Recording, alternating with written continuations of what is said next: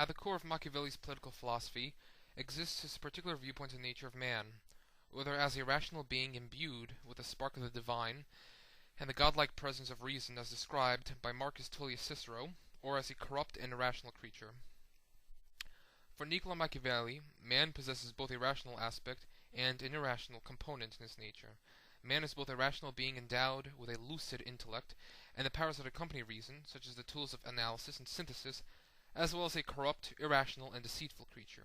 For Machiavelli, man is a vulgar, ignorant, mendacious, brutish, and savage animal that also possesses reason.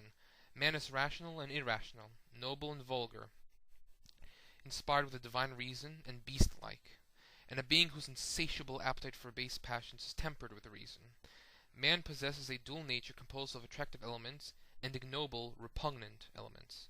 As a result of such tensions and hostilities between these two equipolar natures of man, the civilized state is also divided between laws and brute force, which mimics man's dual nature. The rule of law is utilized by man, while the threat of violence and coercion is applied by beasts and savages. However, since the application of law often does not suffice in the civilized state, the individual human being is forced to recourse to the ruthless use of force and terror. This division of the civilized state between order and disorder reflects man's nature.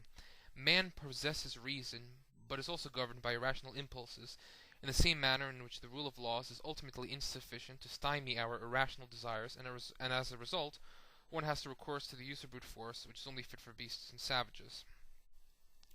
Niccolo Machiavelli's political philosophy shattered the two pillars upholding political thought up to the period of the Renaissance: classical philosophy and the moral standards derived from the ethos of Christian theology. Niccolo Machiavelli departed from the traditional classical viewpoint that placed virtue as the core of any good and benevolent ruler. Instead, Machiavelli's virtue was defined as strength, fortitude, manliness, and courage. Virtue in combination with prudenza or prudence resulted in the formation of the Machiavellian prince.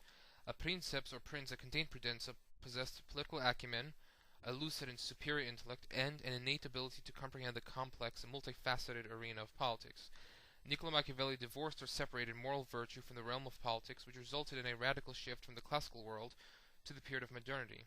Also, unlike traditional philosophers such as Plato of Athens in his The Republic, Marcus Tullius Cicero in his Treatise on the Commonwealth, and Thomas More in his Utopia, Niccolo Machiavelli professed to have created a realistic portrait of the daily functions of government, as well as the necessary qualities of the sovereigns and rulers of a state that they needed to possess, lest the established political order collapsed and devolved into anarchy and chaos. In my opinion, Niccolo Machiavelli's philosophical genius was his ability to describe man as he truly is, an irrational and vulgar animal that revels in his ignorance, as well as a being that possesses reason.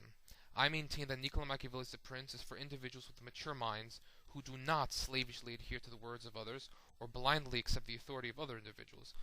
Unlike the other political philosophers such as Plato, Aristotle, St. Thomas Aquinas, Niccolo Machiavelli portrayed man in his true and natural form. It is due to the lack of intellectual courage to accept Machiavelli's views on human nature that has resulted in his status as an immoral philosopher and as one who spread a poisonous philosophy. Simply expressed, Machiavelli provided a realistic portrait of man and civil society amidst the turmoil and confusion of Renaissance Italy. To better understand the political philosophy of Niccolo Machiavelli, I will provide a few historical examples that convey his philosophy of man's dual nature. Machiavelli praised the penetrating intellect and boldness of the Syracusan despot Agathocles, who achieved hegemony through an illegal seizure of power, and united the factions that had crippled the city of Syracuse. However, Machiavelli did not instruct contemporary rulers and princes to imitate Agathocles, for this despot of Syracuse was responsible for the massacre of 10,000 of Syracuse's most prominent citizens after toppling the native oligarchy.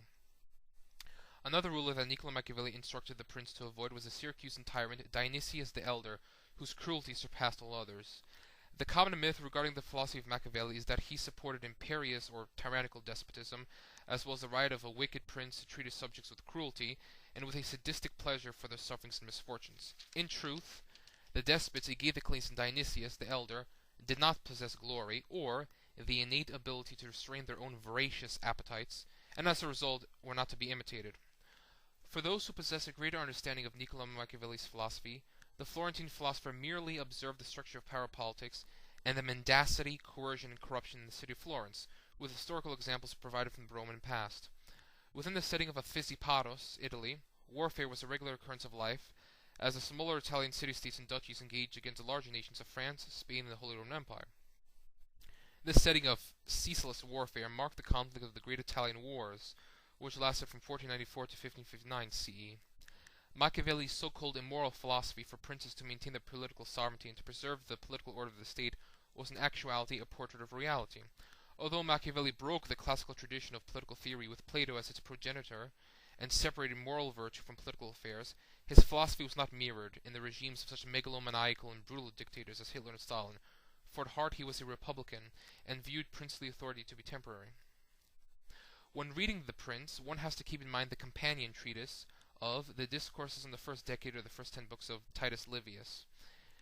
One must be aware that Machiavelli's philosophy is incomplete and fractured if one only concentrates on The Prince. As mentioned in the Discourses on the First Decade of Titus Livy, his ideal state was the Roman Republic, in which an imperialistic and expansionist republic, on the Roman model, was capable of subjugating the greatest amount of territory in a short span of time. Machiavelli praised Rome's greatness due to its civic virtue and the fortitude and strength embodied by the Roman citizen body, as well as its mixed constitution that combined monarchical, democratic, and aristocratic elements. The resoluteness, courage, and pride of the Romans allowed them to subdue foes as potent as King Pyrrhus of Epirus, Hannibal Barca of Carthage, and Antiochus III of the Seleucid Empire. For Machiavelli, the prince was placed in the role of the classical hero founder. Just as Romulus founded Rome, and Theseus founded Athens, so too did Machiavelli believe that the Italian Cesare Borgia would found a mighty Italian commonwealth, drive out the foreign barbarians, and curb the temporal ambitions of the papacy. Overall, not only was the prince a manual in statesmanship, but it was also a means of attempting to politically explain the degenerate condition of the Italian city-states and duchies, and an outlet of voicing his desire for a united Italy that was autonomous from foreign powers, and one that recaptured a small portion of the ancient glory of Rome.